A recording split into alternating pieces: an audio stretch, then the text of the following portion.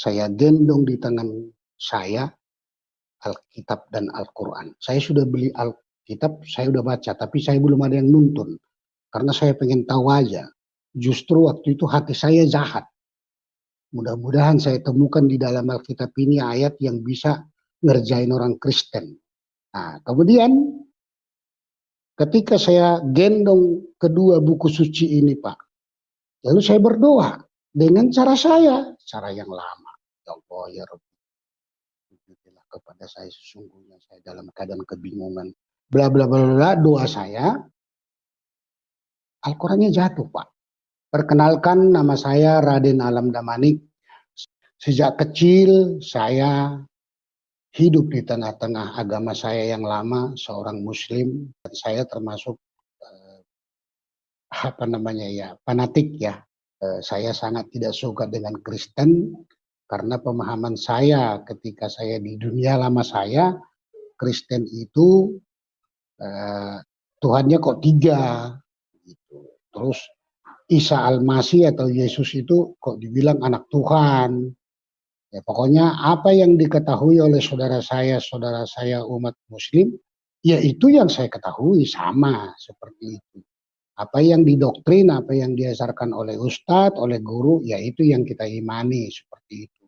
Karena kita tidak pintar membaca Al-Quran dan tidak juga tahu artinya. Maka apa yang disampaikan oleh guru, ya itulah yang kita imani.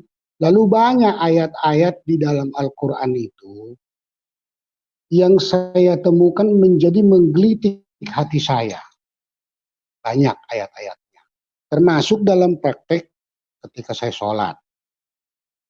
Kalau diterjemahkan ke dalam bahasa Indonesia, di dalam 5 kali waktu itu ada 17 rakaat. Dan setiap rakaat itu wajib dibaca, dan kalau diterjemahkan ke dalam bahasa Indonesia artinya kira-kira, ya Allah tunjukilah kepada kami jalan yang lurus, jalan yang Engkau ridhoi. Nah, sebagai seorang peneliti bertanya dalam hati saya, rajinlah baca Al-Quran dengan sungguh-sungguh agar Anda juga menerima berita kebenaran bahwa Isa Al-Masih itu tidaklah sama dengan manusia yang lainnya, dan dia bukan dicipta, tetapi dia pencipta. Tetapi saya lihat di dalam Al-Quran, Isa Al-Masih bukan dari tanah, bukan dari tulang rusuk, bukan dari hawa nafsu, perkawinan laki-laki dan perempuan, bukan. Tapi dari kalimatullah, firman Allah, kalam Allah, jadi manusia. Firman Allah jadi manusia. Kalau Allah mau, kenapa tidak bisa? Karena dalam Al-Quran jelas, kun fayakun. Kalau Allah mengatakan jadi, maka jadilah. Isa Al-Masih yang tahu hari kiamat. Lah yang tahu hari kiamat kan Allah. Mana ada Nabi tahu hari kiamat? Wah, ini kok Nabi Muhammad, Nabi Isa dalam pemahaman saya yang lama kan saya sebut Nabi, Pak. Tahu hari kiamat. Saya gendong di tangan saya Alkitab dan Al-Quran. Saya sudah beli Alkitab, saya udah baca, tapi saya belum ada yang nuntun. Karena saya pengen tahu aja. Justru waktu itu hati saya jahat. Mudah-mudahan saya temukan di dalam Alkitab ini ayat yang bisa ngerjain orang Kristen. Dulu saya pikirannya begitu. Saya baca terus. Malah saya ketarik, Pak. Haleluya. Gitu.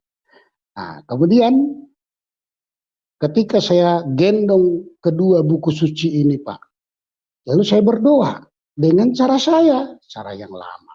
Ya Allah, ya Rabbi, tunjukilah kepada saya sesungguhnya saya dalam keadaan kebingungan. Bla bla bla bla, doa saya, Al-Qurannya jatuh, Pak. Itu kesaksian saya yang saya alami. Saya bingung. Baru tengah malam saya sholat tahajud. Agar saya diberi petunjuk. Agar saya tidak menjadi orang yang kebingungan. Jangan menjadi orang gila antara buku yang ini dengan buku yang ini. Di sini begini, di sini begini. Dan ketika kami sholat, saya tadi katakan 5 waktu 17 rakaat. Setiap rakaat itu saya tadi sudah katakan. Tunjukilah kepada kami jalan yang lurus, jalan yang kau. Dalam penelitian saya, tunjukin itu berarti belum tahu. Saya baca bukunya orang Kristen, Pak. Akulah jalan yang benar dan hidup. Nah, di sini nyari, di sana dikasih tahu. Dan yang terakhirnya itu saya mencatat beberapa yang menggelitik hati saya, yang saya pelajari dari buku suci yang saya yakini sebelumnya. Saya catat. Apa yang menggelitik saya catat, saya catat, saya catat. Lalu saya tanya orang yang lebih pakar, yang lebih tahu daripada saya. Tidak memuaskan jawabannya. Artinya tidak alkitabiah. Begitu juga ke pesantren saya tanya. Terakhir ada kebetulan kesempatan dengan dasar lobby yang sudah lama, saya ketemu di Salemba dengan almarhum Bapak yang saya sangat hormati, namanya Pak Hasyim Mujadi. Setelah itu saya minta, Haji, saya minta waktu 10 menit, ada yang mau saya tanya. Ayo silakan duduk Pak Haji. Bersama dengan Tuhan, ia akan melakukan perkara-perkara yang besar. Haleluya! Bagaimana kabar saudara hari ini? Doa kami, saudara selalu dalam keadaan yang sehat dan diberkati oleh Tuhan. Saudaraku, kali ini saya ingin memberitakan satu kebenaran kepada saudara. Firman Tuhan berkata dalam Roma pasal 1 ayat 16, sebab aku mempunyai keyakinan yang kokoh dalam Injil, karena Injil adalah kekuatan Allah yang menyelamatkan setiap orang yang percaya. Pertama-tama orang Yahudi, tetapi juga orang Yunani. Injil adalah kekuatan Allah. Memiliki keyakinan yang kuat Rasul Paulus ini kepada firman Allah, kepada Injil, karena di dalamnya terkandung kekuatan Allah. Kekuatan inilah yang mampu menjamah dan menjangkau setiap hati manusia meskipun mereka berkeras, sekalipun mereka menolak dia.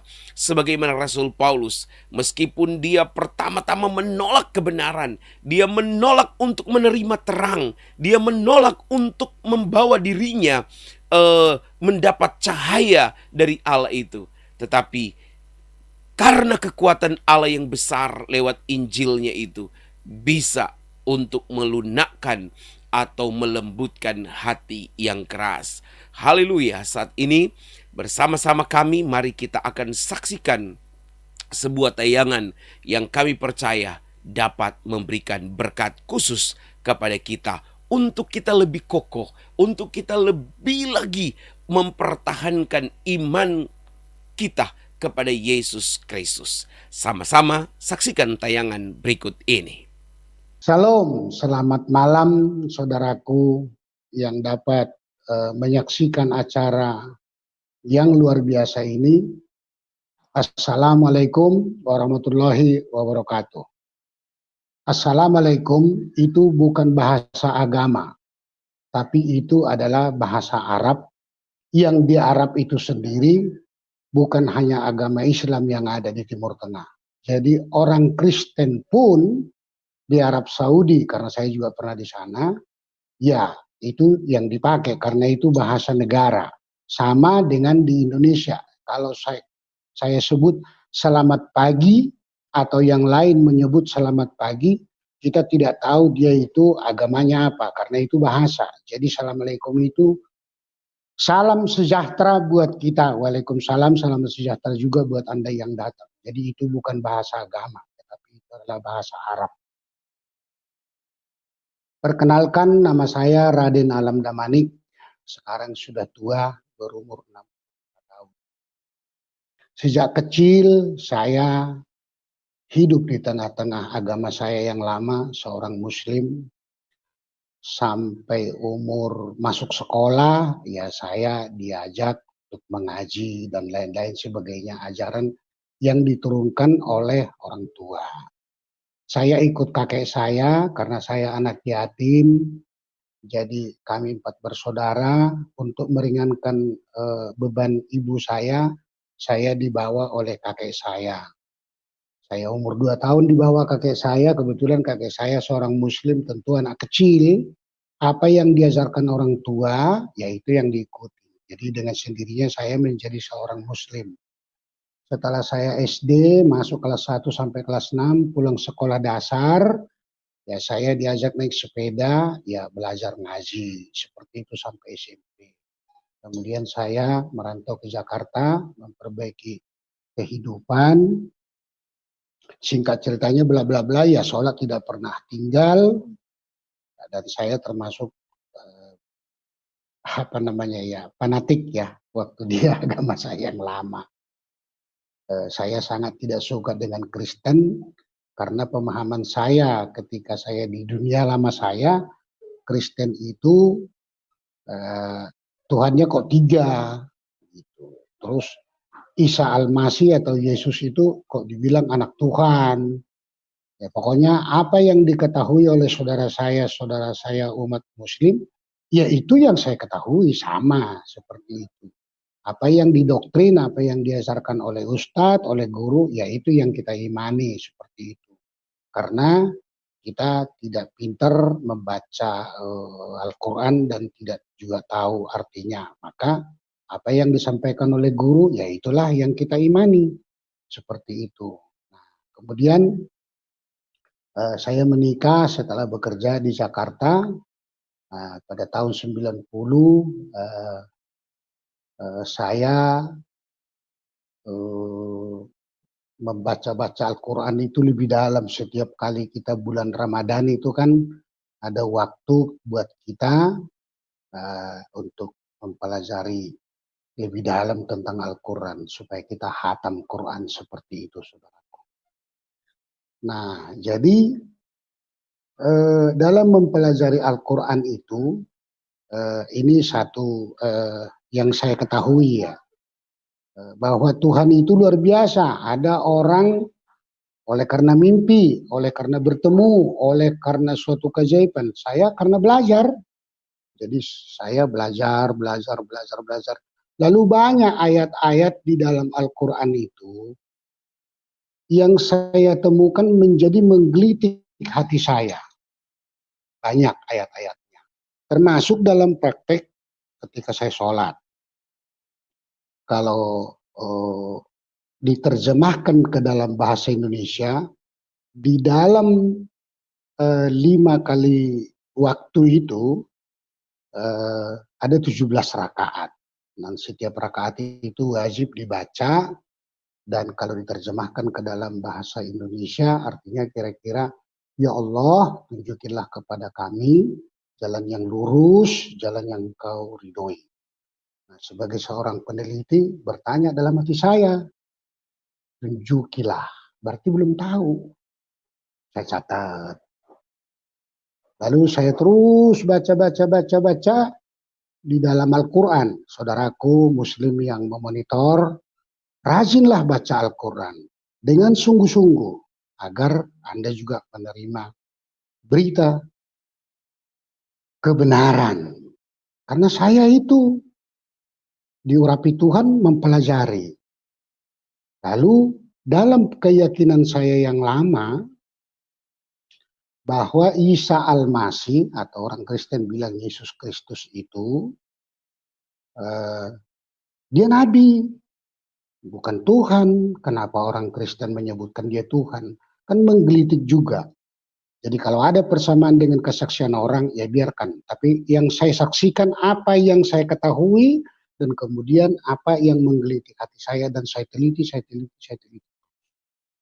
Di situ disebut bahwa Isa Al-Masih itu tidaklah sama dengan manusia yang lainnya, dan dia bukan dicipta, tetapi dia pencipta.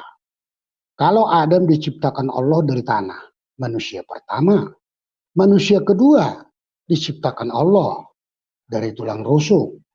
Manusia ketiga dari hawa nafsu, yaitu pernikahan laki-laki dan perempuan. pengakuan. Sampai kepada Nabi Muhammad, sampai kepada kita sekarang ini. Oleh karena hasil perkawinan. Nabi Muhammad ada bapaknya, ada ibunya. Tetapi saya lihat di dalam Al-Quran, Isa Al-Masih bukan dari tanah, bukan dari tulang rusuk, bukan dari hawa nafsu, perkawinan laki-laki dan perempuan, bukan. Tapi dari kalimatullah, firman Allah, kalam Allah, jadi manusia. Firman Allah jadi manusia. Kalau Allah mau, kenapa tidak bisa? Karena dalam Al-Quran jelas, kun fayakun. Kalau Allah mengatakan jadi, maka jadilah. Terus saya pelajari, makin menggelitik hati saya.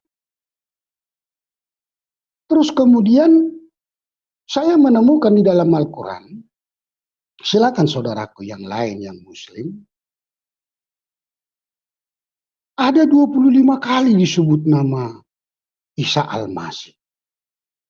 Kok nama Nabi Muhammad cuma 4, paling banyak 5 kali? Kenapa kok jadi malah Nabi Isa? Saya pelajari terus makin menggelitik hati saya. Temu lagi Isa Al-Masih yang tahu hari kiamat. Lah yang tahu hari kiamat kan Allah. Mana ada Nabi tahu hari kiamat?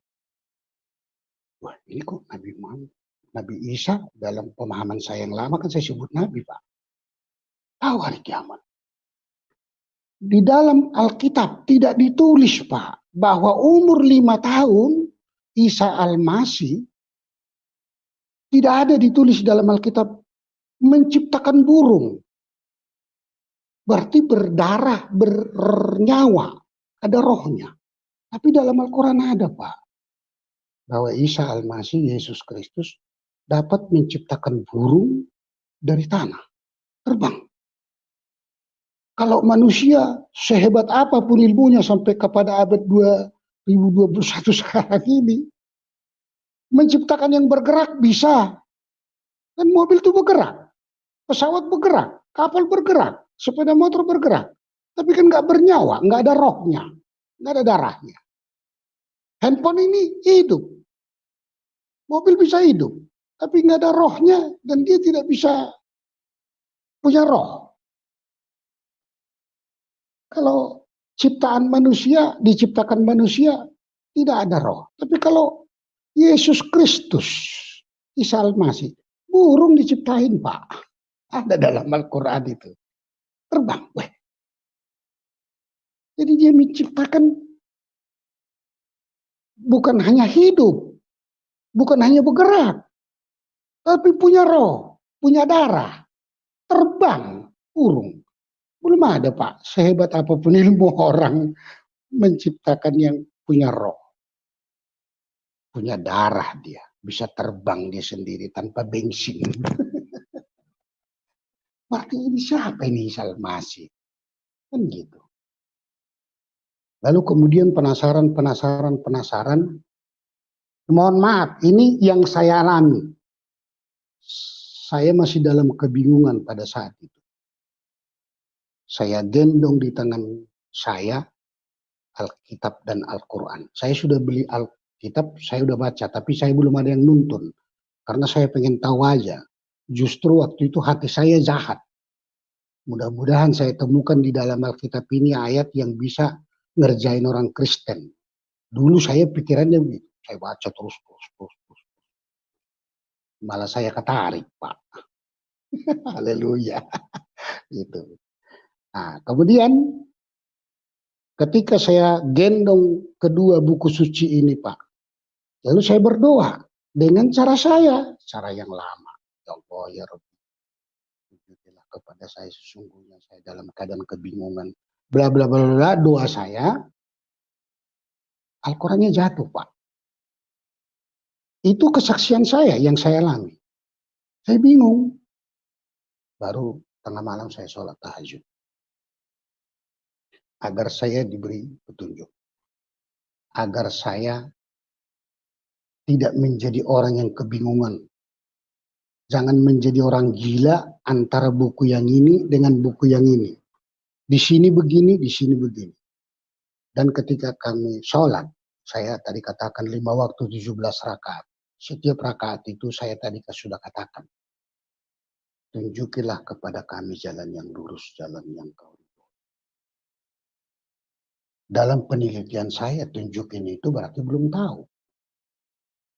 Saya baca bukunya orang Kristen, Pak.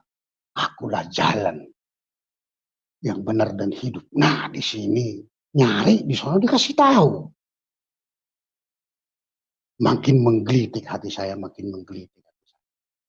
Dan yang terakhirnya itu saya mencatat beberapa yang menggelitik hati saya, yang saya pelajari dari buku suci yang saya yakini sebelumnya, saya catat. Apa yang menggelitik saya catat, saya catat, saya catat. Lalu saya tanya orang yang lebih pakar, yang lebih tahu daripada saya. Tidak memuaskan jawabannya. Artinya tidak alkitabiah. Begitu juga ke pesantren saya tanya.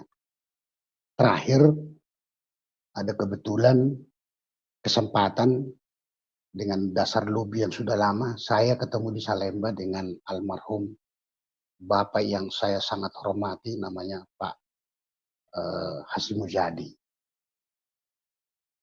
Setelah itu saya minta, Haji, saya minta waktu 10 menit, ada yang mau saya tanya.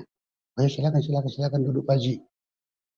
Oh iya, saya sudah berangkat haji 2 kali, 1 kali umroh. Makanya tadi saya Pak Haji Mujadi manggil saya Pak Haji.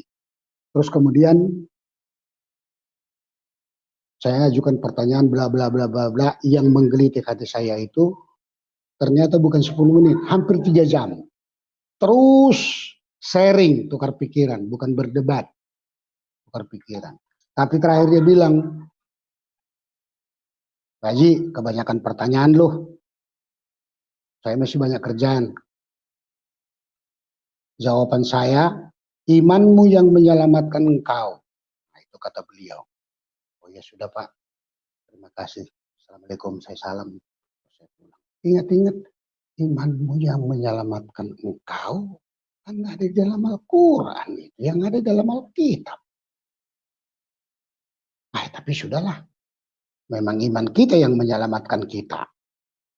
Bukan karena amal perbuatan. Seberapa besar amal perbuatan kita? Coba kalau kita bangun pagi, terus kita sehat, seger, alhamdulillah. Berapa miliar itu bisa kita bayar? Napas kita seger pagi-pagi. Jadi bukan oleh karena amal perbuatan kita. Saya baca di dalam bukunya orang Kristen itu.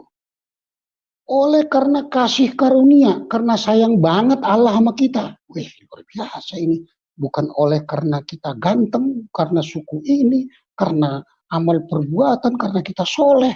Soleh bagus. Menolong sesama bagus. Lalu saya tanya lagi kepada yang saya anggap lebih senior. Kalau di sini saya tidak mau berbahasa Arab, Pak, walaupun saya bisa. Ada semacam doktrin apa ya namanya. Agama kamu buat kamu, bagi kamu, agama saya buat saya, bagi saya. Berarti sebagai peneliti ini ada tembok. Tidak boleh nyebrang ke sana. Saya baca di dalam bukunya orang Kristen. Kasihanilah sesamamu. Nggak ditulis. Kasihanilah sesama Kristen. Nggak begitu. Sesamamu. Sesama manusia. Bahkan mungkin di luar manusia. Kasihanilah sesamamu. Sama seperti engkau mengasihani dirimu. Luar biasa ini ayat. Saya baca lagi, Pak. Kita harus mengampuni. Nah, saya ingat di dalam Al-Quran. Allah tempat kita mengadu dan memohon, Nabi Muhammad, Nabi saya dulu, Pak, masih memohon ampun atas segala dosa pelanggaran. Di dalam buku Kristen saya baca, Isa Al-Masih mengampuni. Ini Nabi saya paling terakhir minta ampun. Di dalam bukunya orang Kristen, Yesus itu malah mengampuni. Makin menggelitik Pak, makin menggelitik hati saya. Jadi setiap saudara saya murtadin, saya suka juga nonton di YouTube. Masing-masing kita memperoleh hidayah, tuntunan Roh Kudus yang berbeda-beda. Kita menerima kebenaran. Pemahaman saya bahwa Isa Al-Masih, Yesus Kristus adalah Allah, Dia adalah Tuhan,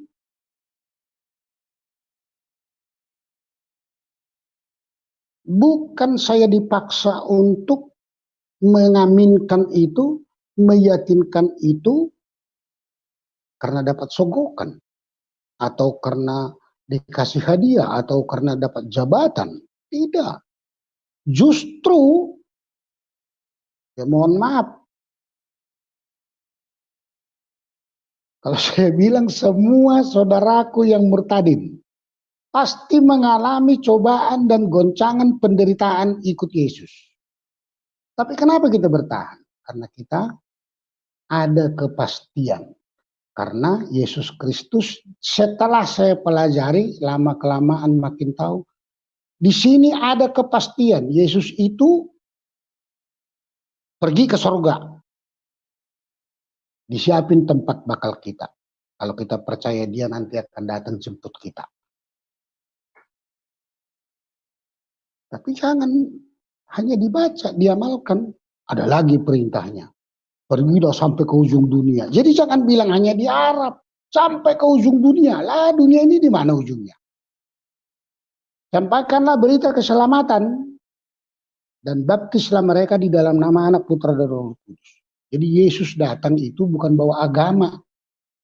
Yang menurut saya, mudah-mudahan tidak terlalu salah. Tapi Dia membawa berita keselamatan menebus dosa kita. Saya pelajarin itu, saya konfirmasi juga ke Al-Quran, ke Alkitab. Masih kebimbangan saya. Lalu saya berdoa, minta kekuatan kepada Tuhan. Akhirnya saya bergereja. Tidak gampang saya masuk Kristen. Karena saya juga termasuk keras kepala. Tidak terlalu gampang. Satu saat dalam kebimbangan itu saya Islam tidak sholat, saya Kristen tidak tahu doa, tidak tahu bergereja kemana. Tapi pikiran saya antara buku yang ini dengan yang itu kok lebih senang bukunya orang Kristen ini. Lalu Tuhan mungkin setelah sekarang ini saya tahu itu sekarang mungkin Tuhan jamah saya. Lalu pernah saya satu kali sakit kepala, migrain saya kambuh. Saya makan obat warung Pak, saya makan obat warung saudaraku namanya Bodrek migrain. Saya makan satu. Biasanya kalau saya makan satu Bodrek migrain itu sudah ada perubahan lah gitu. Kok enggak, masih sakit juga. Terus kemudian saya makan lagi. Seharian itu sampai saya makan 3 kali lalu saya tertidur. Rupanya saya tidur itu Pak, lama. Sampai 3 hari. Tertidur. Kenapa saya tahu saya tidur 3 hari? Pertama, kalender di rumah saya adalah kalender sobek. Hari ini tanggal berapa? Sobek. Serap. Besok bangun lagi pagi-pagi, sobek lagi tanggal sekian. Ditambah lagi, tetangga depan rumah saya bilang, kemana aja Pak Ji? Ada di rumah. Astagfirullah. 3 hari lampu nyala terus. Kirain Bapak pergi. Enggak Pak, saya ada di rumah. Ya Allah Pak Haji, Bapak kan hidup sendirian. Kalau begitu Pak, pagarnya nggak usah dikunci. Pintunya dihalangin aja sama pintu. Bapak mati di dalam, busuk nggak ketahuan. Oh iya Pak, iya. Nah, yang tidur saya 3 malam itu antara mimpi apa namanya ya, saya tertidur tapi seperti mimpi, tapi perasaan saya seperti nggak mimpi juga, sulit menjelaskan itu. Saya berjalan di suatu taman, lalu ada suara di belakang saya ini disuruh jalan, jalan, jalan ke suatu tempat yang jauh dari perjalanan itu, adem tempatnya, sejuk, ada bangunan, ih nggak tahu deh megahnya itu, mungkin emas berlian kali tahu apalah. Pokoknya megah benar, binatangnya juga akur, orang banyak. Terus saya dituntun, saya berhenti, masuklah ke dalam anakku. Saya lihat ke belakang nggak ada orang dalam mimpi saya ini, tapi suara terus seperti apa namanya itu ya. Kalau sekarang ini kayak kayak apa namanya itu? Kayak apa namanya? Google Map ya. Kalau kita untuk mengetahui jalan, seperti itu. Nah, di depan Anda belok kanan, kan kira-kira gitu kalau Google Map. Nah itu juga seperti saya berjalan. Ada suara yang menuntun, saya lihat nggak ada. Tapi suara itu lembut, dan suara itu menuntun, dan suara itu sangat saya suka sekali. Jalanlah anakku. Selalu bilang anakku, saya lihat itu, siapa yang ngomong saya jalan? Dalam mimpi itu Pak. Terus, jadi saya ketemu bermacam-macam orang. Itu Pak, ada satu bangunan yang besar, lalu ada juga bangunan-bangunan yang lain, pohon-pohon yang rindang, ada taman, ada sungai-sungai, ada binatang-binatang itu. Enak sekali di situ Pak. Nah begitu saya terbangun, baru saya sadar, ya Tuhan ternyata saya sudah tertidur 3 hari. Tidak ke kamar mandi, tidak lapar. Wah, begitu saya buka pintu, itulah yang tadi ditegur sama tetangga di depan rumah saya. Kemana aja Pak Haji, kok 3 hari nggak kelihatan lampu nyala terus. Itu emang ada aja yang luar biasa yang saya alami. Tapi apa karena pengaruh obat yang saya makan karena saya tertidur, saya sakit migrain langsung sembuh. Dan puji Tuhan, alhamdulillah sampai sekarang saya udah nggak pernah lagi migrain. Saya sembuh, biasanya saya suka banget migrain, sekarang nggak pernah lagi. Dan semakin saya mencintai Yesus. Jadi perjalanan kehidupan saya tidak terlalu spektakuler banget. Yang jelas, saya terima Yesus sebagai Tuhan dan Juru Selamat. Dan saya dibaptis, terima Yesus itu tahun 2017. Karena saya tunjukkan, ini loh Ma ayatnya. Yang saya tunjukkan itu semuanya dari Al-Quran. Anak saya sudah besar-besar, tapi di mata mereka ayah ini adalah sudah sesat, kafir, murtad. Lalu dipengaruhi oleh keluarga, diajukanlah ke pengadilan karena kami yang menikah secara Islam, diajukanlah ke KUA dan 2 kali sidang langsung putus. Lalu saya bilang kalau pembagian harta gono gini ya udah sama kalian lah itu semua, karena saya juga mencari adalah untuk kalian biar ayah pergi dengan pakaian yang ada di badan. Tuhan saya Yesus Kristus Maha Kaya. Saya percaya Dia tidak akan membuat saya telantar. Saya pergi dari rumah ke rumah seorang sahabat. Puji Tuhan, haleluya. Saudara sudah menyaksikan tayangan tadi. Kami selalu berdoa, saudara terus diberkati oleh Tuhan.